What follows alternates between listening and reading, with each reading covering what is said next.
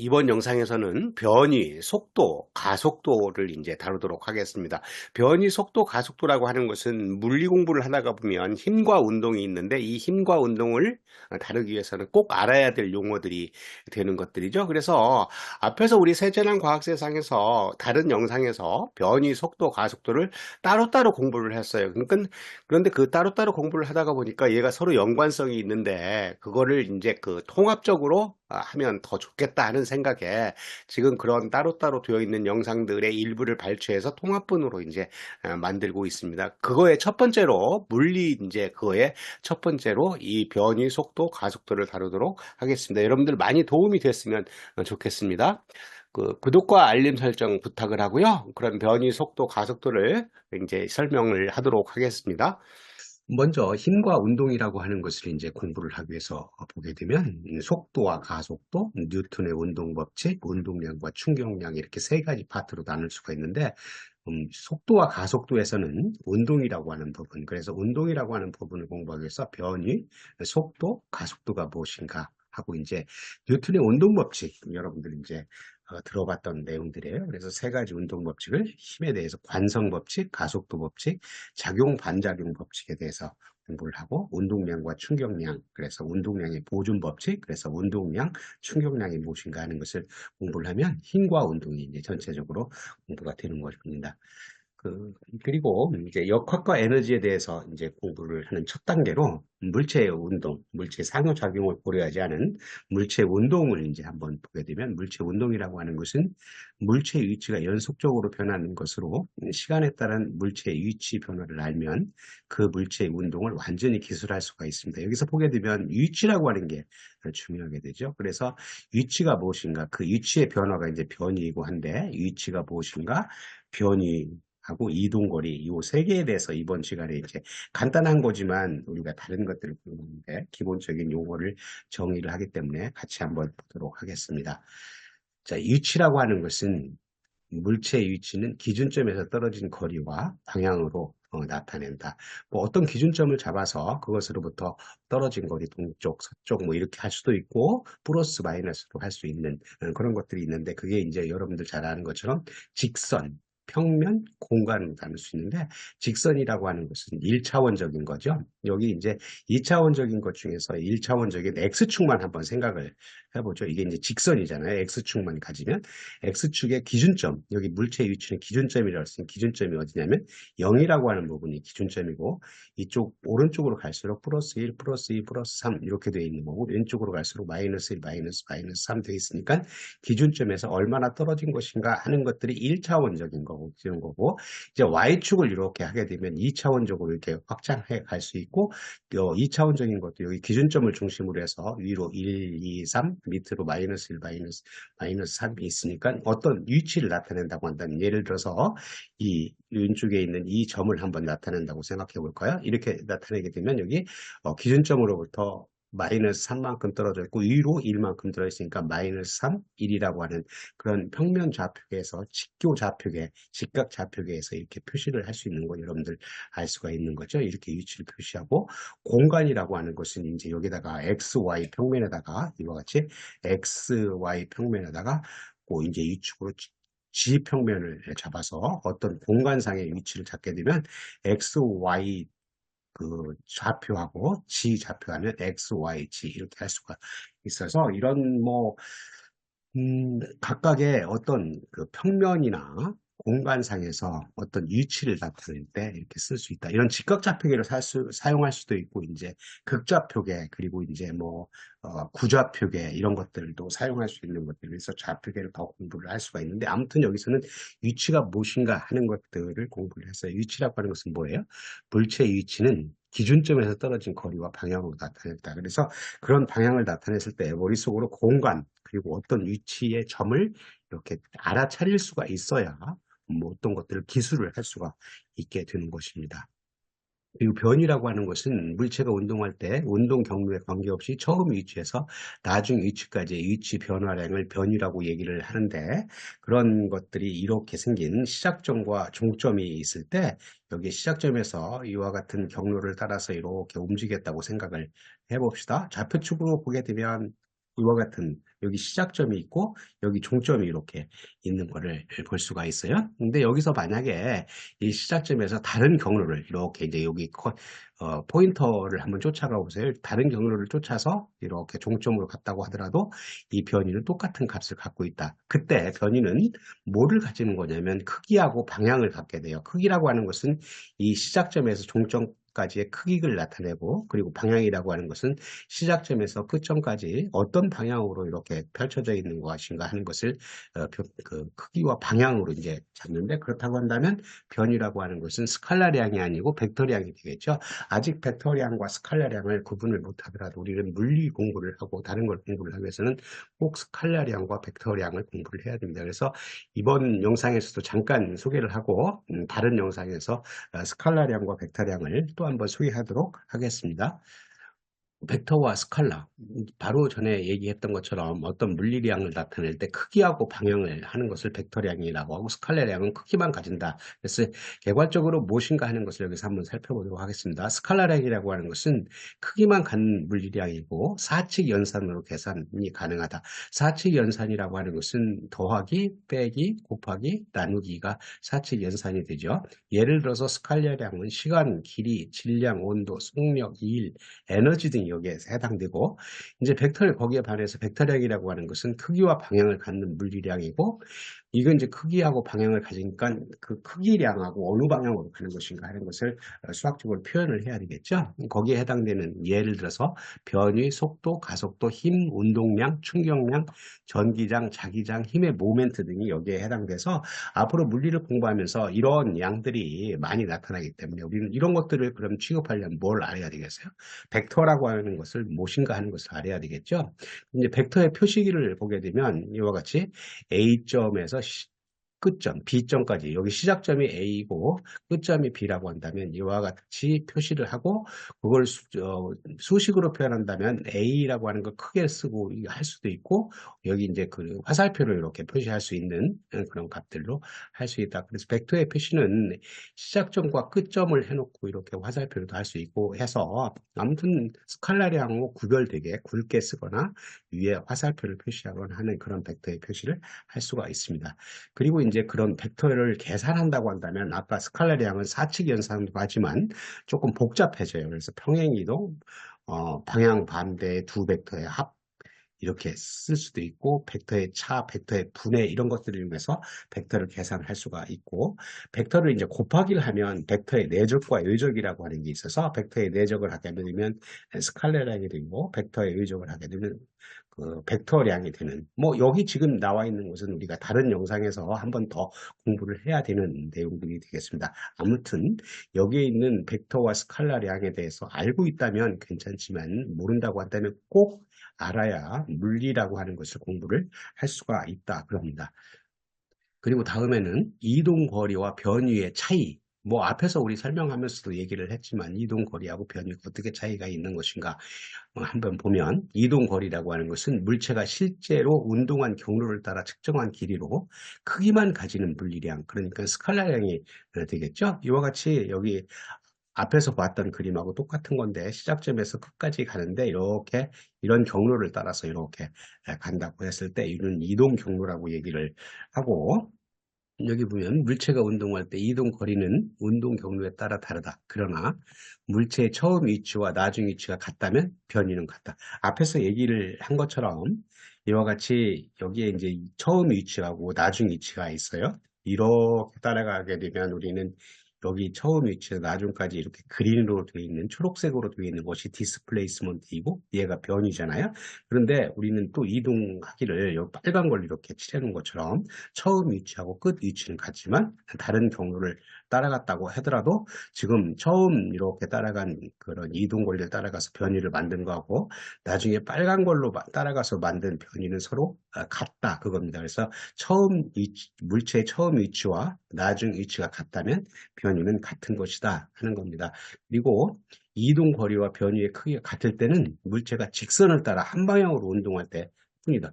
여러분 당연하겠죠. 여기 시작점과 끝점에 의해서만 변위가 주어지기 때문에 그게 이제 다른 경로를 따라가게 되면 이동거리하고 변위가 달라지겠죠. 근데 직선으로 따라간다고 한다면 그런 그 이동거리하고 변위는 같게 되겠다. 그때는 이제 직선일 때만 그렇다 하는 것을 얘기를 하고 있는 거죠. 속도라고 하는 것은 물체 운동을 기술할 때 물체가 얼마나 빠르게 움직이는지에 관계된 물리량은 여러 가지가 있습니다.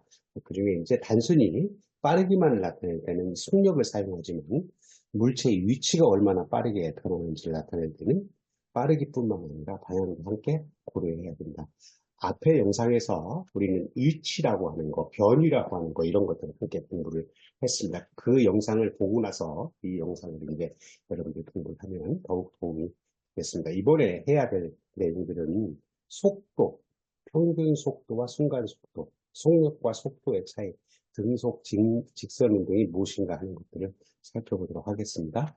속도라고 하는 것은 단위 시간 동안 물체의 변이라고 이제 정의를 두고 빠르기와 운동 방향을 함께 나타내는 물리량 되겠습니다. 그러면 여기서 이제 변이라고 하는 것을 앞에서 우리는 공부를 했지만 한번 다시 살펴보면 변이라고 하는 것은 이와 같이 어떤 물체가 여기 이제 이 그림에서 보면 이게 시작점이에요. 끝점이에요. 그 물체가 이제 이렇게 움직이기를 이와 같은 경로를 따라서 이렇게 움직였다고 얘기를 하면 이렇게 경로를 따라서 움직이는 것을 우리는 이동 거리라고 얘기를 하고 처음 위치하고 끝 위치, 나중 위치에 의해서 뭐가 결정이 돼요? 변이, 디스플레이스먼트라고 하는 게 결정이 된다고 얘기를 해서 이런 변이들은 어떤 좌표계, 이와 같은 2차원 좌표계에서 기준점을 중심으로 해서 얼마나 떨어진 것인가, 어떤 방향으로 있는 것인가 하는 것을 나타낸다고 얘기를 했습니다. 그러면 이게 시간에 따라서 여기 이제 오른쪽 그래프처럼 위치, 이제 세로축이 위치이고 가로축이 시간인데 시간에 따라서 이런 위치가 이제 변한다고 한다면 지금과 같이 시작점이 A점이고 B점이라고 한다면 A점에서 B점까지 변한다고 한다면 시간이 어떻게 돼요?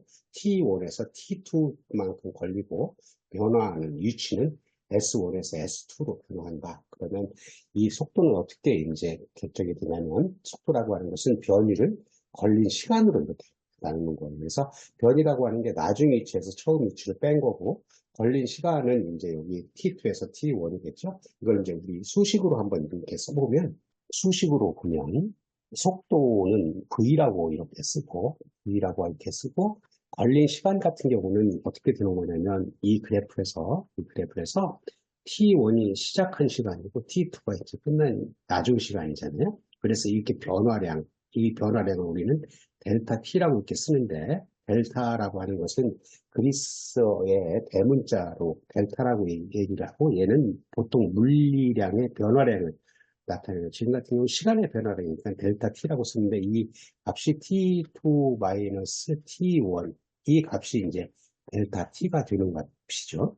그리고 해서 변이라고 하는 값은 여기가 A점이 시작점이고 B점이 끝점이니까 이 나중 위치에서 처음 위치를 빼니까 S2 마이너스 S1이 되고 그 변화량을 두면 델타 S라고 하는 값을 갖게 되겠죠. 그래서 V라고 하는 값은 델타 S를 델타 T로 나눈 값이 속도라고 하는 값을 가지고 있고 이 델타 S는 거리의 개념이기 때문에 단위가 미터나 킬로미터 이런 것들을 두고 시간, 델타 T는 시간이라고 하는 것은 초, 세크, 아워 이런 것들 그러니까 단위는 미터 파 세크, 킬로미터 파 아워 이런 값들을 갖고 있겠다 하는 겁니다. 그래서 속도라고 하는 것은 변위를 시간으로 나눈 값이니까 크기하고 방향성분을 갖고 있는데 속도의 크기는 변위의 크기를 걸린 시간으로 나눠줄까? 여기서 이렇게 계산은 이런 값이 되겠고 속도의 방향이 변위의 방향과 같기 때문에 변이라고 하는 것은 처음 위치하고 나중 위치의 결정, 나중 위치에서 처음 위치를 뺀 것에 의해서 결정이 되니까 그런 방향으로 되겠다는 겁니다. 그리고 나서 평균 속도와 순간 속도라고 있는데 이것을 우리는 생각하기를 어떤 고속도로에서 자동차의 속도를 측정하는 속도 측정기를 생각하면 되겠어요. 어떤 구간 측정기라고 한다면 어떤 구간 내에 평균값을 내는 것을 구간 측정, 평균 속도이고 순간 속도라고 하는 것은 그 순간에 자동차가 지나가는 어떤 한 시간에 그 속도를 얘기를 하고 있는 거죠. 그래서 한번 보면 평균 속도가 무엇인가 하는 것을 먼저 한번 보도록 하겠습니다. 이와 같이 이런 그래프가 있어요. 여기서 가로축이 시간이고 세로축이 위치이고 이 빨간 것은 뭐를 나타내고 있냐면 시간에 따라서 위치가 어떻게 변하고 있는 것인가 하는 것을 예를 들어서 이렇게 나타냈습니다. 그리고 나서 T1이라고 하는 건 시작 시간이고, 여기 이제 T2라고 하는 끝 시간이라고 생각을 하면 위치가 A점에서 B점으로 이렇게 위치가 변화하고 있는 거죠. 그렇다고 한다면 우리는 시작하는 위치, 이 값 T1과 T2, 이 값, 그리고 S1과 S2에 의해서 여기를 델타 T, T2-T1 값이고, 여기 이 값을 우리는 델타 S라고 얘기를 할 수 있겠죠? S2 마이너스 S1이라고 하는 값으로 되겠다.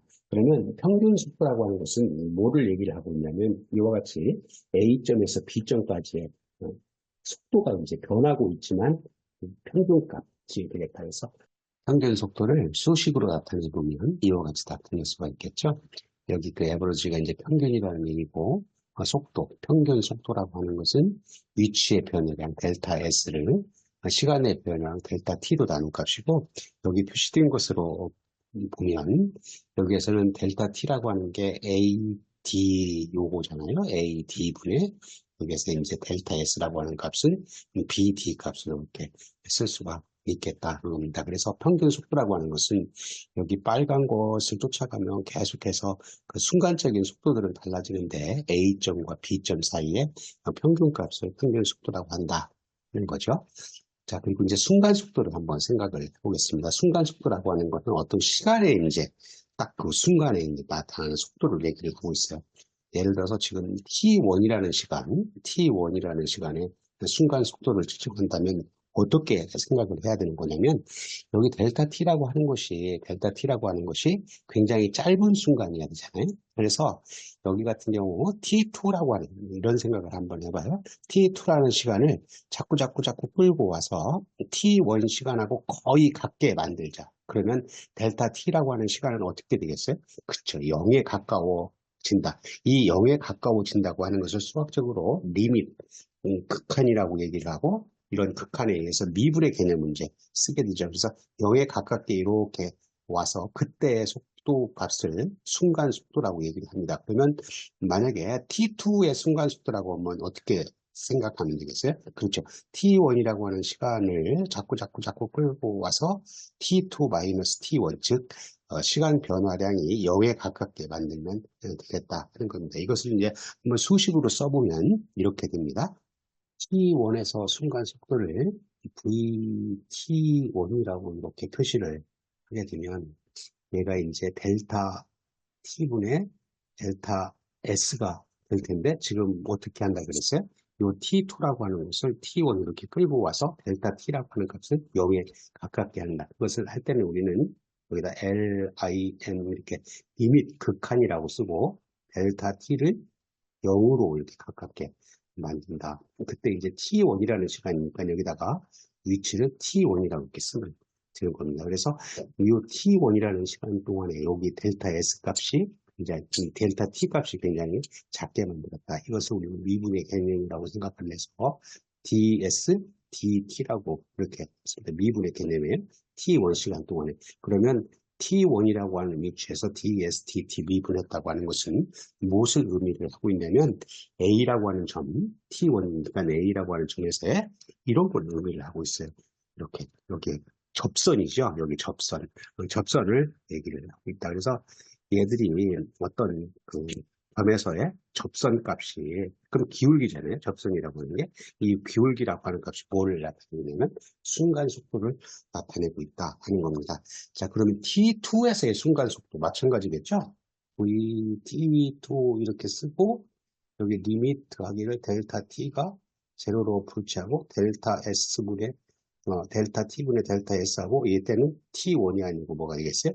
T2라고 한 값이 해서 DS, DT 한 그 T2에서의 접선값이다. 그러면 얘는 이제 그림으로 나타나게 되면 우리 이런 접선, 여기 이런 접선으로 나타낼 수가 있겠습니다. 그러면 순간 속도라고 하는 건 뭐예요? 우리가 측정하고자 하는 그 시간, 그 순간에 여기 접선 미분값으로 인해서 그 기울기를 얻게 되면 그 순간 속도를 얻을 수가 있다는 겁니다. 지금까지 우리는 속도를 생각을 했었는데, 이제 근데 속력이라고 하는, 스피드라고 하는 건 뭐냐면, 단위 시간 동안 물체의 이동거리로 빠르기만을 나타내는 물리량.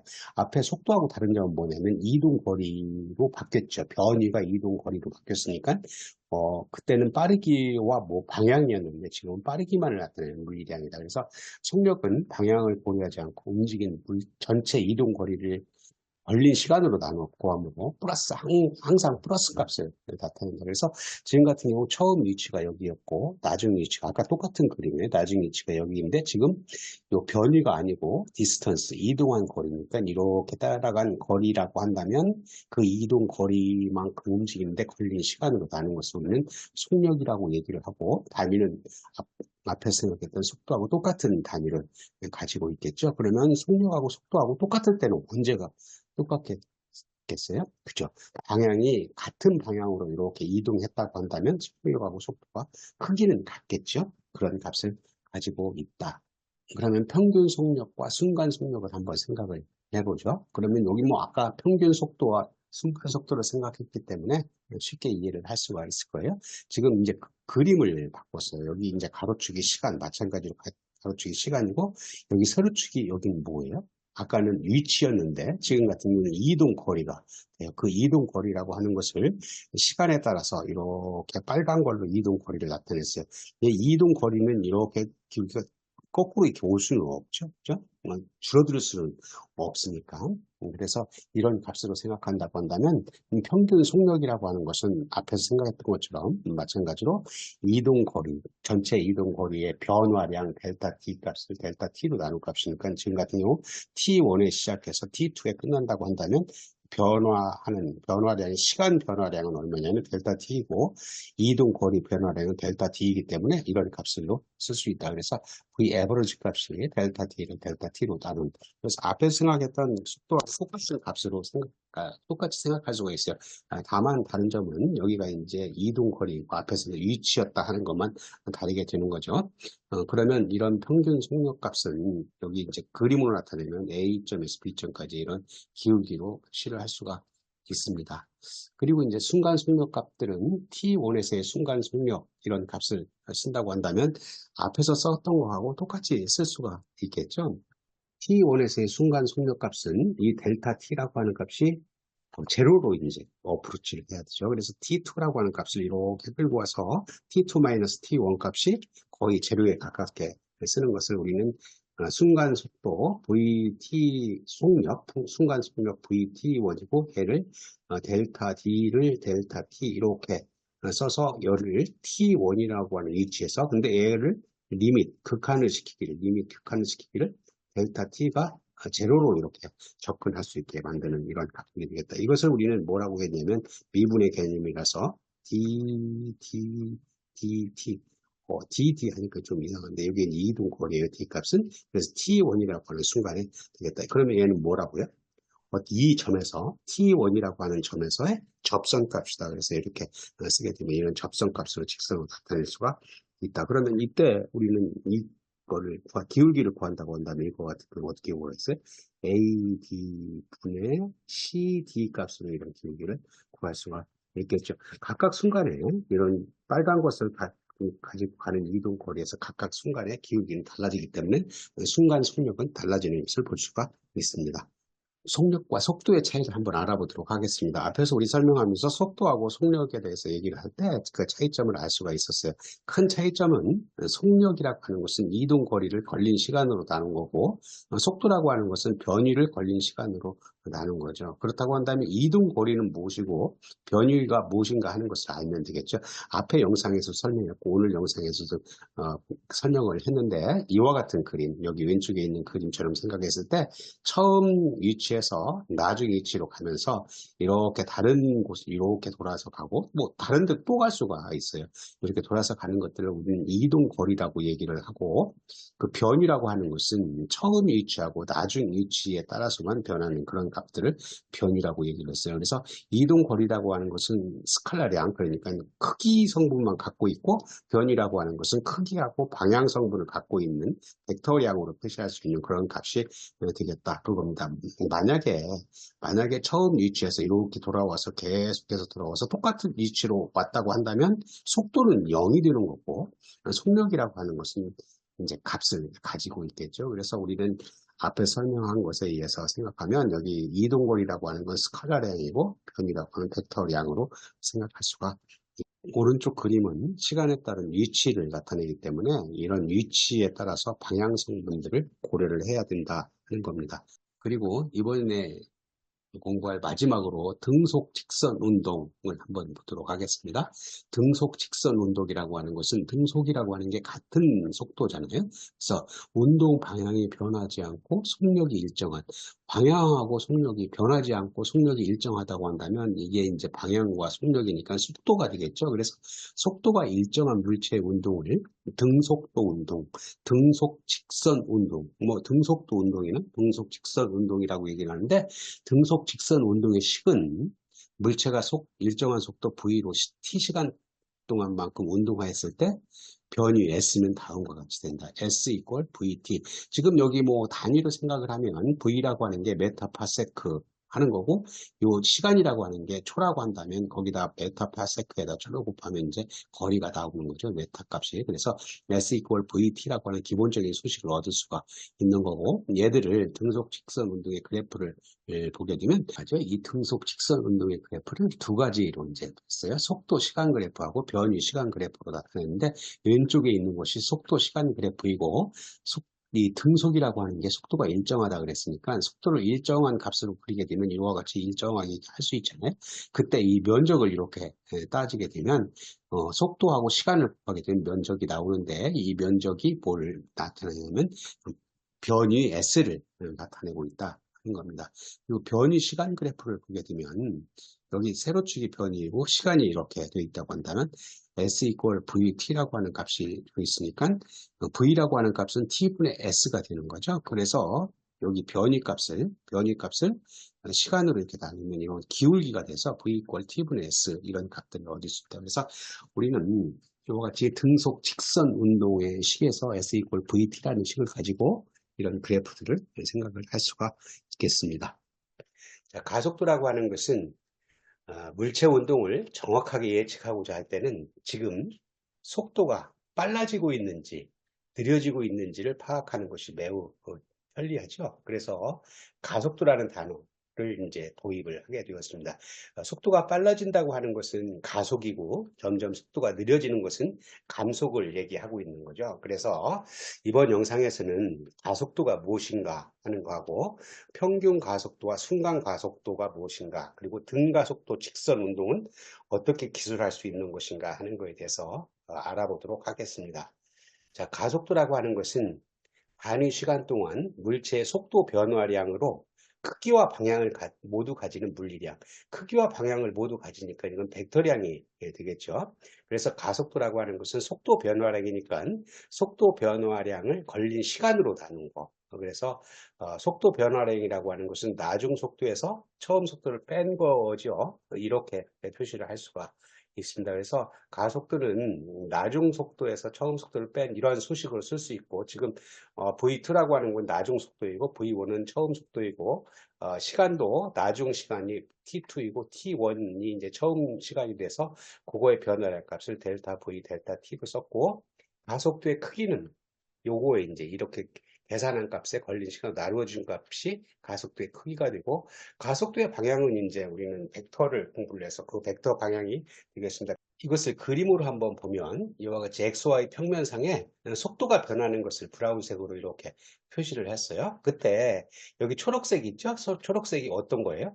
속도인데 언제? T일 때 속도 값이고, 여기 이제 그 파란색이 진한 파란색 값이 델타 t만큼 지났을 때 속도 값이 되는 거죠. 그러니까 무슨 얘기냐면 t 시간 동안에 이런 초록색으로 되어 있는 속도가 델타 t 시간만큼 지나가게 되면 진한 파란색으로 이렇게 변한다고 하는 것을 얘기를 하고 있어요. 그러니까 가속도라고 하는 것은 뭐였어요? 그렇죠. 속도 변화량을 걸린 시간으로 나눈 거니까 속도 변화량이 초록색에서 이 파란색으로 변한 거고 시간은 얼마만큼 변했냐면 t에서 t 플러스 델타 t로 변했으니까 델타 t 시간만큼 변한 거죠. 그렇다면 델타 t는 이제 시간이니까 시간 변화량이고 요 초록색이 파란색으로 변한 것은 이게 속도가 벡터량이기 때문에 이 밑에 있는 그림처럼 이런 벡터 과정을 이렇게 써야 돼요. 벡터의 합으로 이제 표시할 수 있는 거죠. 그래서 초록색에다가 델타 V만큼 하면 파란색이 되니까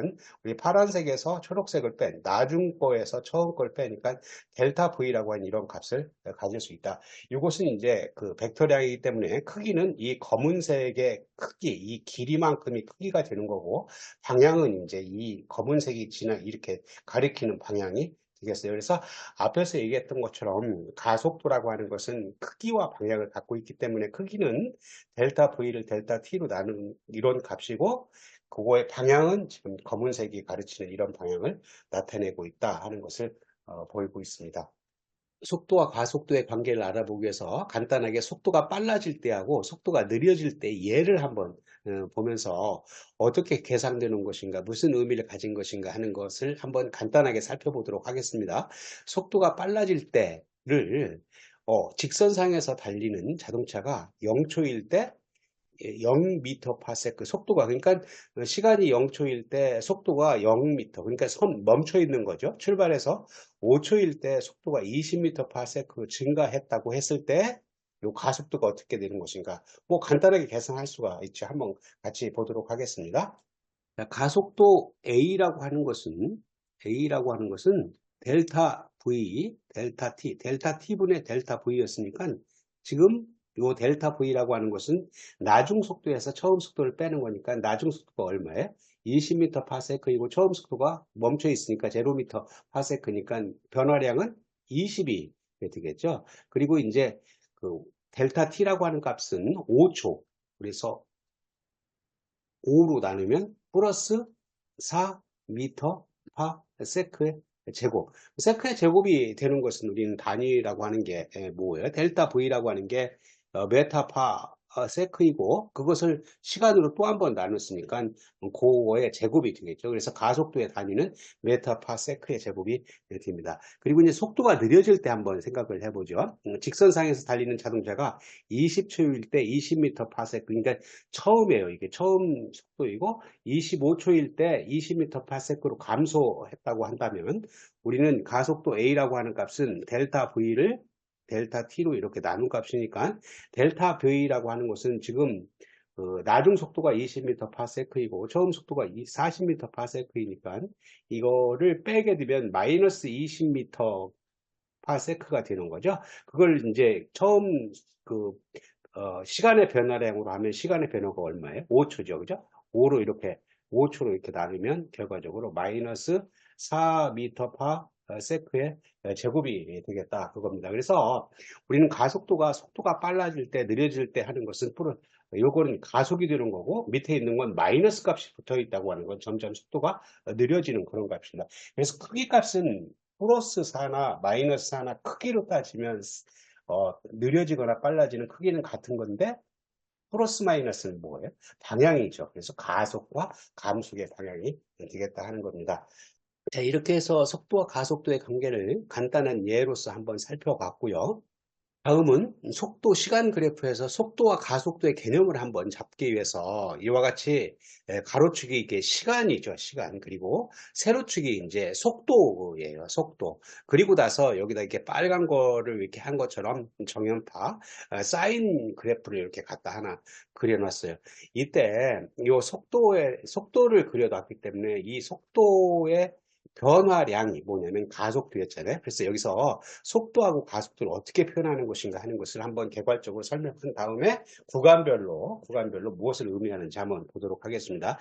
자, 여기 사인 곡선에서 요 플러스 있는 부분, 이렇게 위에 있는 부분이 이게 플러스 값이죠. 그러니까 속도가 플러스 값을 갖고 있다고 하는 이 구간이 T2까지가 플러스 값을 갖고 있고 T2에서 T4까지는 이렇게 사인 곡선이 마이너스 값을 이렇게 갖고 있어요. 그런데 여기서 볼 것은 이 마이너스 플러스 값에서 여기 최고치 있잖아요. 여기 최고치 이 값하고 마이너스 값을 있을 때 최저치하고의 값은 그 속도의 크기는 어때요? 속도의 크기는 같은 거죠. 그죠? 요 플러스 값으로의 크기 값은 플러스하고 이 마이너스 값으로 제일 큰 값이니까 속도의 크기는 같고 플러스와 마이너스는 뭐가 다른 거냐면 방향이 다른 거예요. 플러스 방향과 마이너스 방향으로 다르다 하는 것을 의미를 하고 있고 또 이제 가속도 관점에서 보게 되면 가속도라고 하는 것은 뭐였냐면 이 속도의 그런 그 변화량이었으니까 변화량이라고 하는 것은 미분값 접선 방향이에요. 접선 방향.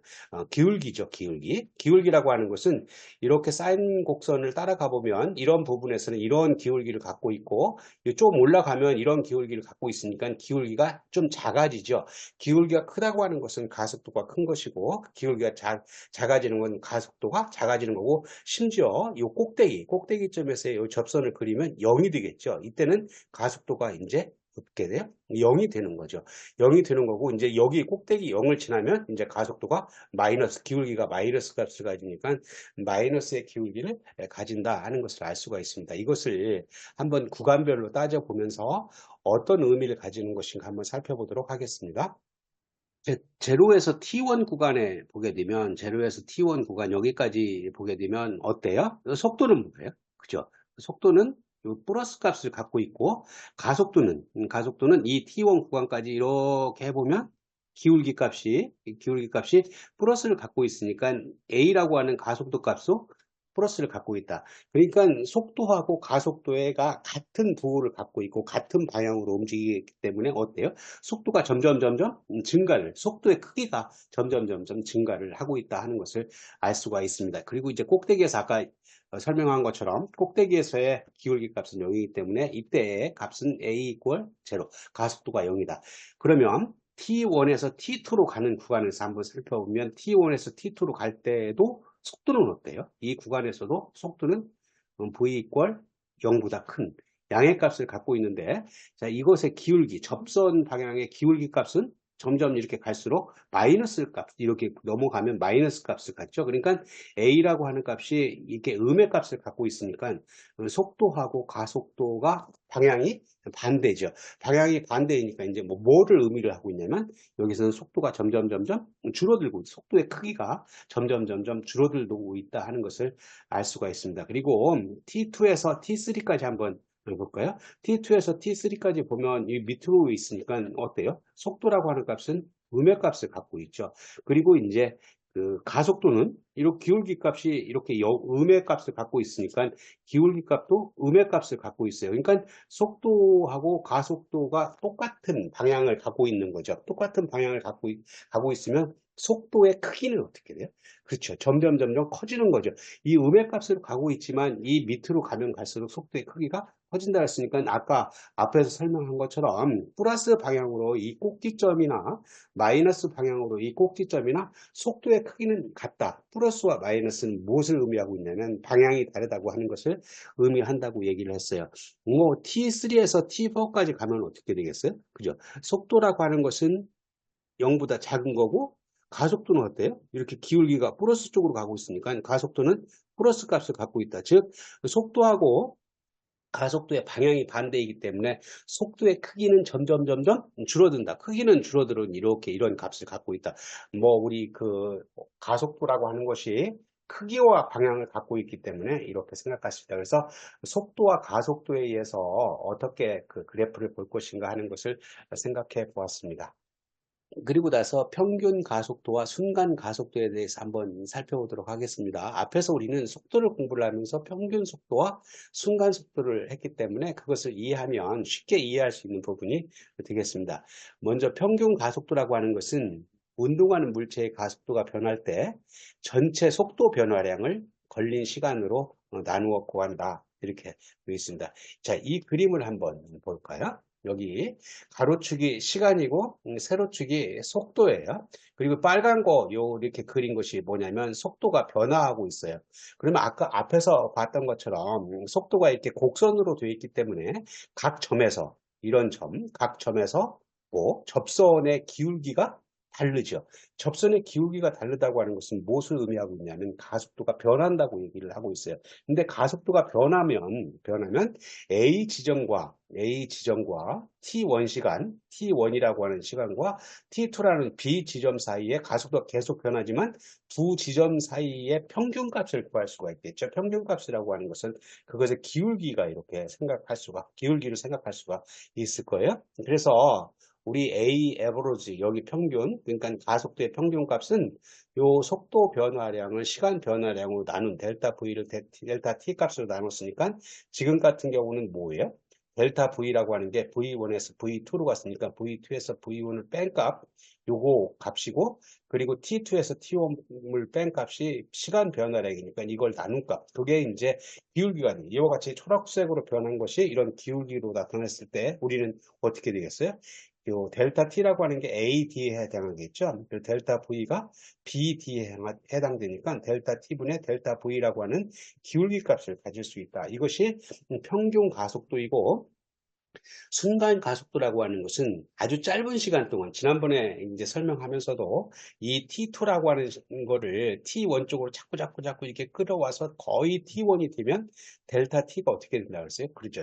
제로로 이제 접근한다. 그것을 우리는 극한이라고 했고, 리미트 델타 T가 제로로 이제 접근한다고 하는 표시를 썼었어요. 그래서 속도 변화랑 걸린 시간도 아주 짧은 시간 동안에 그것을 수식으로 쓰게 되면 A라고 하는 가속도는 리미트, 극한. 그래서 델타 T가 제로로 이렇게 접근할 때 델타 V, 델타 T에서 이것을 우리는 미분의 개념이라고 해서 dV, dt 이렇게 생각을 해서 미분의 개념이라고 하는 것이 우리는 그 기울기를 어떤 점에서의 기울기를 나타내는 거니까 그 기울기가 지금 이제 그림에서 본다고 한다면 이와 같이 파란 걸로 생각할 수가 있겠죠. 이 기울기가 빨간 거를 따라가면서 각 점에서의 기울기 값은 계속 변하고 있으니까 뭐가 변하는 거예요? 그렇죠. 가속도가 변하고 있다 하는 것을 알 수가 있습니다.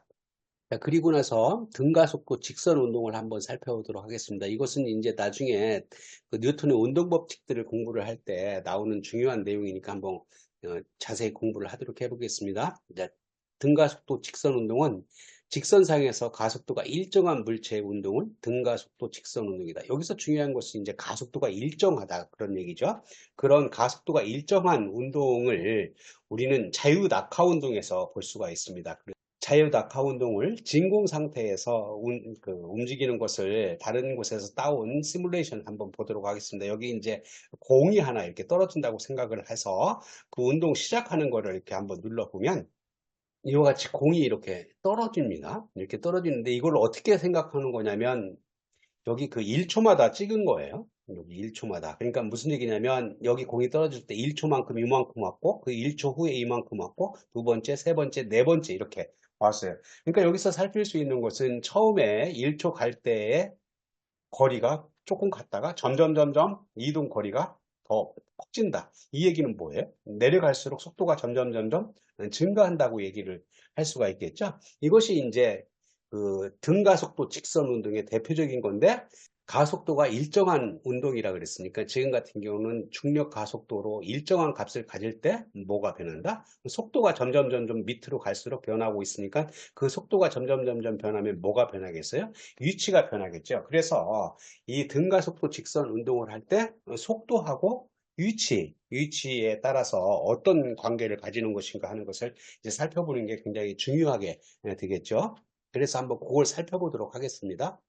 여기 등가속도 직선 운동의 식을 보기 위해서 S라고 하는 것을 변이라고 하고 V라고 하는 건 속도라고 하고 V0라고 하는 것을 처음 속도라고 하고 A라고 하는 걸 가속도, T를 시간으로 이렇게 표시를 한 다음에 T초 후의 속도라고 하는 것은 우리는 이렇게 쓸 수가 있겠죠. 우리 가속도라고 하는 A라고 하는 값이 속도 변화량을 시간으로 나눴으니까 T초 후니까 시간 변화량이 T이고 그리고 V에서 V0 처음 속도 값이 V0였으니까 이게 속도 변화량이 되겠죠. 그런데 우리 지금 뭐라고 얘기를 했냐면 등가속도라고 그랬으니까 A 값이 일정한 값이 되겠죠. 그래서 이 일정한 값을 속도로 표현을 하면 이와 같이 여기 넘겨쳐서 T를 이렇게 A로 넘겨쳐서 하게 되면 V 이퀄 V0 속도라고 하는 것은 처음 속도에다가 플러스 AT 등가 속도니까 이 A 값이 일정한 값을 갖고 있고 T를 이렇게 곱한 값으로 쓸 수가 있다. 이것을 그래프로 그리면 이렇게 그릴 수가 있겠죠. 가로축이 여기 시간이고 세로축이 속도로 되어 있으니까 지금 속도는 뭐예요? V0 플러스 AT니까 V0라고 하는 만큼 이 값으로부터 이것에서 시작해서 빨간 것처럼 이렇게 올라가는 이런 값을 갖고 있다.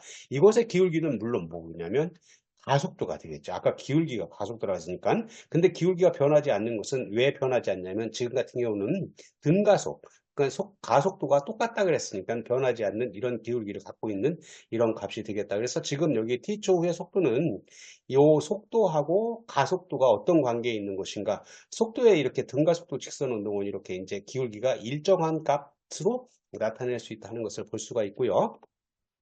t초 후의 변위값을 생각을 하면 t초 후의 변위값은 이렇게 뭐 어떤 것들의 변이라고 하는 것이 앞에서 우리 속도를 공부를 하면서 보면 그 시간에 따라서 면적이었잖아요. 그래서 지금 같은 경우 이와 같은 속도 시간 그래프에서 여기 안에 있는 이 면적 값이 뭐를 나타내고 있냐면 그 변위를 나타내고 있어요. 그러면 요 면적 값을 구하면 되겠죠. 그래서 면적을 먼저 밑에 있는 요거 V0A에서 이루어지는 이 면적 값을 하게 되면 여기 세로의 값이 V0이고 가로축의 값이 T까지니까 이 면적은 두 개를 곱하니까 V0T가 되고 위에 있는 거, 요 삼각형은 뭐가 되는 거냐면 여기 2분의 1 AT가 제곱이 되는데 왜 그런 거냐면 여기 가로축의 T까지 요만큼이고 여기에서 세로축으로 올라간 값은 아까 기울기가 A라고 했으니까 시간만큼 올라가면 AT만큼 올라갔잖아요. 그러니까 T에다가 AT를 곱하면 사각형의 면적이 되는데 지금은 삼각형이기 때문에 2분의 1로 나눈 값. 그래서 결과적으로 전체의 면적 값은 이 밑에 있는 사각형하고 삼각형을 합친 거니까 그게 뭐라고요? 변이라고요. 변이. 그래서 S라고 하는 값은 V0T 플러스 2분의 1 AT 제곱이 되니까 여기 S라고 하는 것은 V0T 플러스 2분의 1 AT 제곱이 되겠다. 2차 함수가 되는 거죠. 2차 함수가 이제 곡선으로 되는 그런 값을 가질 수가 있겠다 하는 겁니다. 그리고 또 한 가지 이제 등가속도 직선 운동에서 많이 나오는 수식이 이렇게 변위 S하고 속도 V의 관계를 찾는데 이것은 요 두 개의 수식 앞에 있는 수식 V 이퀄 V0 플러스 AT하고 S 이퀄 V0T 플러스 2분의 1 AT 제곱에서 T를 이제 없애면 돼요. 여러분들이 한번 이렇게 간단하게 없애지는 거니까 이거 T에서 여기서 구해서 여기다 갖다 집어넣으면 2AS 이퀄 V제곱 마이너스 V0 제곱이라고 하는 이러한 수식이 된다. 그래서 우리 지금 등가속도 직선 운동의 식을 이제 구했는데 그 대표적인 세 가지 식이 이제 중요해요. 첫 번째, 속도하고 가속도의 관계. 두 번째, 변위하고 가속도의 관계. 세 번째, 변위하고 속도의 관계를 우리가 중요하게 보는 이런 소식들이 되겠습니다. 앞에서 살펴본 등가속도 직선 운동에 대해서 한번 이제 그 리뷰를 하기 위해서 그래프로 한번 살펴보도록 하겠습니다. 마찬가지로 S라고 하는 게 변위, V라고 하는 게 속도, V0라고 하는 게 처음 속도, A가 가속도, T가 시간일 때 처음 이제 가속도하고 시간 그래프를 보게 되면 우리 이제 가로축이 시간이고 세로축이 가속도잖아요. 가속도. 그러면 지금 같은 경우 등가속도 운동, 직선 운동이라고 하는 것은 가속도가 일정하다 그랬으니까 여기 일정하니까 이렇게 그래프를 그릴 수가 있겠죠. 그리고 나서 t시간 동안까지 이 면적을 하게 되면 이 면적은 뭐가 되겠어요? 그죠? 속도 증가량이 돼요. 가속도의 그 정의 수식에 의해서 생각해 보면 이 증가량이 된다고 하는 것을 알 수가 있고요. 자, 그리고 이제 속도 시간 그래프로 보게 되면 앞에서 우리 그 구한 그런 값이죠. V 이퀄 V0 플러스 AT라고 하는 값이니까 여기 속도하고 시간에 따라서 이렇게 그리게 되면 V0 플러스 AT라고 하는 이런 값으로 그림을 그려서 이 값을 그릴 수가 있다. 이것으로부터 아까 생각했을 때 변위하고 관계를 찾기 위해서 이거의 면적을 이렇게 구했었어요. 그죠? 이렇게 면적을 구해서 여기 오른쪽의 그림처럼 변위 시간 그래프로 생각해 두면 이 면적에 의해서 밑에 있는 면적이 V0T였고 위에가 2분의 1 AT AT의 제곱이었으니까 S 이퀄 V0T 플러스 2분의 AT 제곱이 돼서 이와 같이 곡선으로 이렇게 표시를 할 수가 있는 그런 값을 2차 함수죠. 그죠? 2차 함수 곡선으로 표시할 수 있는 게 되겠다. 그래서 그래프로 직선 운동의 그래프로 보니까 가속도 시간 그래프 이와 같이 속도 시간 그래프 이와 같이 기울기 올라가는 거 변이 시간 그래프는 2차 함수로 볼 수가 있다 하는 겁니다. 여기에서 우리가 이제 A 값이 지금까지는 플러스라고 생각했는데 A 값이 이제 마이너스라고 하는 값은 이제 점점 감속하는 거죠. 속도가 점점 줄어드는 그런 값이면 어떤 그래프가 될 것인가를 한번 이 위에다가 한번 그림을 그려보죠.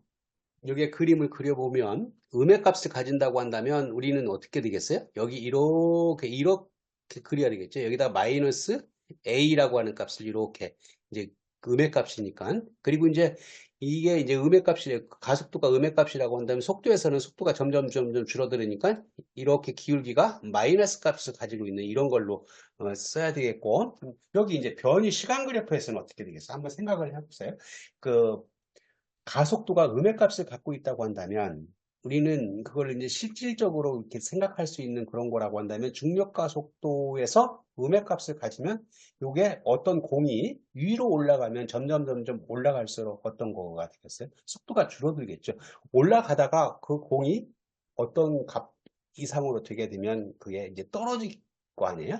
그 값을 뭐 여기다가 음의 값을 집어넣고 이 수식을 갖고 이제 그림을 그려도 마찬가지고 우리가 생각할 수 있는 것은 올라가다 떨어질 거니까 어떤 값을 가질 수 있냐면 이렇게 올라가다가 이렇게 떨어지는 이런 값을 가질 수 있다. V0하고 A 값에 따라서 V0는 이제 처음 시작하는 속도이고 A 값은 마이너스 값을 갖고 있으니까 마이너스 값에 의해서 어떤 만큼 올라가다가 떨어지는 이런 포물선을 그릴 것이다 하는 것을 알 수가 있습니다. 그래서 우리 등가속도 직선 운동의 그래프를 가지고 우리가 그 문제를 만드는 경우가 많으니까 여기에서 알아야 될 것은 등가속도 직선 운동을 나타내는 수식이 세 개가 있었는데 그 세 개의 수식을 여기서 이제 여러분들 나름대로 혼자서 이렇게 한번 전개하는 것이 굉장히 중요한 내용이고 그리고 속도하고 가속도라고 하는 것은 이런 그 벡터량이기 때문에 크기와 방향 성분을 갖고 있어서 어떤 크기가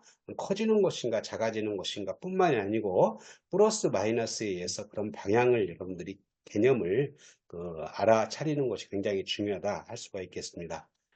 지금까지 변이, 속도, 가속도에 대해서 함께 알아봤는데요. 이 힘과 운동을 공부를 하기 위해서는 우리는 운동, 힘, 운동량, 보존 법칙 이런 것들이 되는 거죠. 그래서 거기에 관련된 것을 공부를 하면 속도와 가속도, 뉴턴의 운동 법칙, 운동량과 충격량인데 이번에 했던 것은 이제 거기에 속도와 가속도에 해당되는 변이, 속도, 가속도를 한 거고요. 다음 영상에서 이제 뉴턴의 운동 법칙 하는 것들을 관성 법칙, 가속도 법칙 이런 것들을 다루고 그 다음에 이렇게 하면 전체적으로 물리학 을 공부를 하는데 처음에 나오는 힘과 운동을 하는 세 가지 파트들을 할 수가 있겠습니다. 그거의 첫 번째로 이번 영상에서는 이 변이 속도, 가속도를 다뤘습니다. 여러분들 도움이 됐다고 한다면 구독과 알림 설정을 하게 되면 다음 영상도 용이하게 받아볼 수가 있겠습니다. 감사합니다.